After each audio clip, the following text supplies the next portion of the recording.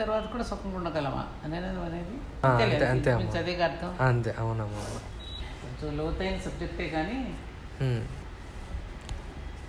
ఒకసారి ఇట్లాగే అడిగితే మాస్టర్ గారు కూడా దీనికి చక్కని సమాధానం చెప్పారు. నీకు అదే చెప్తాను నేను. మనిషి శరీరంతో ఉన్నప్పుడు, అంటే శరీరంలో ఉన్నప్పుడు, శరీరం విడిచిపెట్టిన తర్వాత కూడా సుఖ సంతోషాలతో, సుఖశాంతులు అంటే బాగుంటుంది, సుఖశాంతులతో ఉండగలగడాన్ని మన పెద్దలు ఏమన్నారు, ఇహపర సౌఖ్యాలు అన్నారు. ఇహము పరము. ఇహంలో ఉన్నప్పుడు ఎలా ఉన్నామో పరలో ఉన్నప్పుడు కూడా శాంతిగా ఉండగలడానికి ఇలా చెప్పారు. అయితే ఇవి మనకి పొందాలన్నా సిద్ధించాలన్నా ఏం చేయాలో చెప్పడానికే ఇంతకుముందు చెప్పినట్టుగా ఋషిప్రోక్తమైనటువంటి సకల ప్రమాణ గ్రంథాలు పుట్టాయి. వాటి ద్వారానే కదా ఇదంతా మనకి. మళ్ళీ మళ్ళీ చెప్తున్నా, ఋషిప్రోక్తాలు మాత్రమే. ఆ ప్రమాణ గ్రంథాలే మనకి ప్రమాణంగా కూడా తీసుకుంటున్నాం, తీసుకోవాలి కూడా. ఆ కర్తవ్యాన్ని ఏమని చెప్పారు, ఏమని పిలిచారు? ధర్మాచరణ అన్నారు. ఆ ధర్మాచరణ ప్రతిపాదించినవే వేదాలు, ఆ తర్వాత ఉపనిషత్తులు, ఆ తర్వాత పురాణ ఇతిహాసాలు, ఆహారం, విహారం, నిద్ర, అలాగే దాంపత్య, వీటన్నిటి విషయాల్లో ఏ విధంగా శీలవంతుడై ప్రవర్తించాలి, దేశ కాల ప్రాంతాలందు వివేకంగా ఎలా తెలుసుకుని మెలగడం. అర్థమైందా? దేశకాల ప్రాంతాలను ఇక్కడున్న వేరే చోటుకి వెళ్ళినా ఎలా వివేకంతో మనం ఎరుక కలిగి మెలగాలో, అలాగే దాన ధర్మాది సత్కర్మలు ఆచరించడం. సత్కర్మలు అంటే ఏమిటి? ఇతరులను కూడా ప్రేమగా చూడటం, వాళ్ళకి కావాల్సింది ఇవ్వడం, దానం, ధర్మం, ఇవన్నీ కూడా. అందుకని వాటితో ముడిపెట్టారు మన కార్యక్రమాల్లో. అటు అశుభ కార్యక్రమం జరిగినా, శుభ కార్యక్రమం జరిగినా మన చేత దాన ధర్మాలు ఇప్పించారుగా, అవన్నీ ఆచరిస్తూ, అలాగే భూతదయ, ఈ పశుపక్షాదులు ఏవి లేకపోతే మనకు జీవితం ఏది? వాటి సహకారం ఎంత పొందుతున్నాం మనం? వాటి పట్ల కూడా భూతదయ కలిగి ఉండడం. అందుకే మనం ముగ్గేసేటప్పుడు అందులో బియ్య పిండి కలిపి, సున్నం కలిపి ముగ్గులేస్తాం. ఎందుకని? అవి లోపలికి రాకుండా చీమలు సున్నాన్ని కలిపి ఆ బియ్య పిండిని తినేసి వెళ్ళిపోవడానికి. వాటి కూడా చూడు మనం ఎంత ఆలోచన చేశారు, భూతదయ కలిగి ఉండాలి. అట్లాగే అందరితోనూ దయతో మెలగడం, మంచిగా బ్రతికి అందరి చేత మంచిగా బ్రతికినప్పుడేగా అందరూ మెచ్చుకునేది మనల్ని. వాళ్ళందరి యొక్క మెప్పు పొంది సుఖంగా ఉండగలగడం. ముఖ్యంగా సత్సాంగత్యంలో నువ్వు ఎప్పుడు వచ్చినా కూడా మంచి విషయాలు తెలుసుకోవడానికే ప్రయత్నిస్తున్నావు కదా.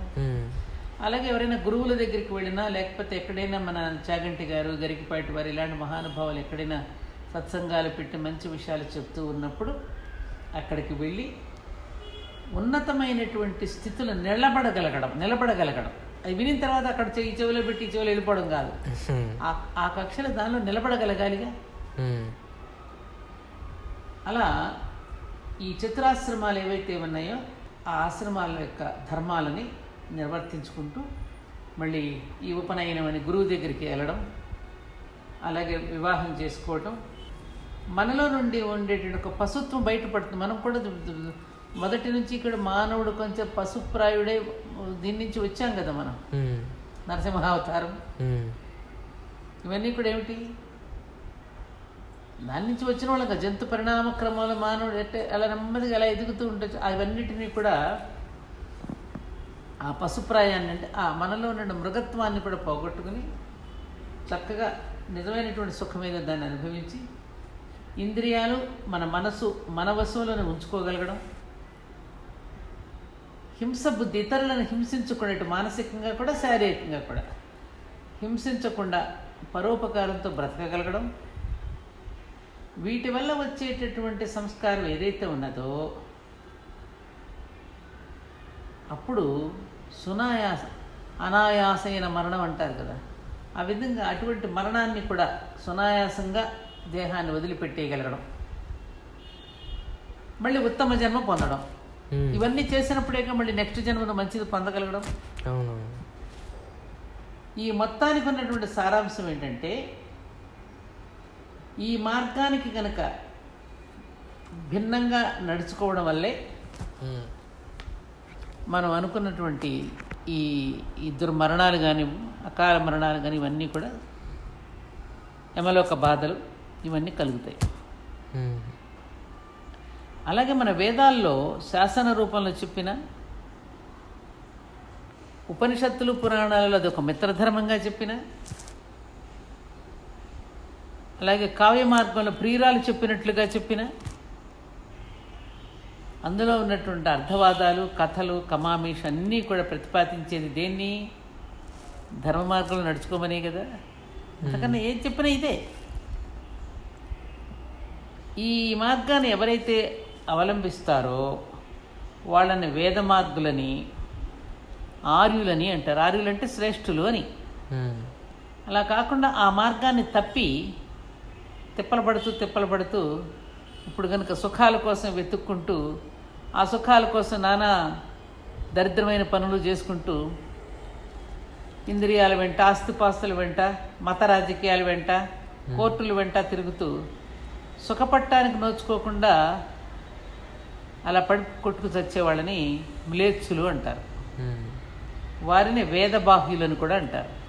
అటువంటి వాళ్ళ యొక్క సాంగత్యం వల్ల సుఖజీవనం కలిగించే వేద మార్గం నుండి దృష్టి మనది చెదిరిపోవడానికి అవకాశం ఉంది. కనుక అలాంటి వాళ్ళని పూర్వంలో కొందరు అస్పృశ్యులుగా భావించేవారు. అసలు అస్పృశ్యత అంటే ఏమిటి? చెడ్డవాళ్ళని ముట్టుకోవద్దన్నాడు, చెడు సాంగత్యం వద్దన్నాడు, అది అస్పృశ్యత. ఇందాక మనం చెప్పుకున్నట్టుగా వేద మార్గంలో నడుచుకోవడం వల్ల నువ్వు ఇలా ఉండగలుగుతావు.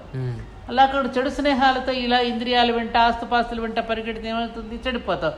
అటువంటి వాళ్ళని అస్పృశ్యులు అన్నారు. వాళ్ళని ముట్టుకోకు, వాళ్ళ దగ్గరికి వెళ్ళదు. ఇది అసలు అస్పృశ్యత యొక్క ఉద్దేశం. దాని చివరికి ఏం చేశారు? ఎవరు అస్పృశ్యులు? చెడ్డవాళ్ళు అస్పృశ్యులు, దుర్మార్గులు అస్పృశ్యులు. అది కదా నాన్న మనకి నష్టం తెచ్చిపెట్టింది. మనకి ఇప్పటికైనా సరిదిద్దుకోవాలా లేదా? అందుకని ఏది ఎడ్యుకేషను? ఇది ఎడ్యుకేషను. ఇలా ఎడ్యుకేట్ చెయ్యండి. ఇప్పుడు మనిషిగా నిలబడతాడు. ఉన్న స్థితి నుండి ఉన్నత స్థితికి వెళ్తాడు.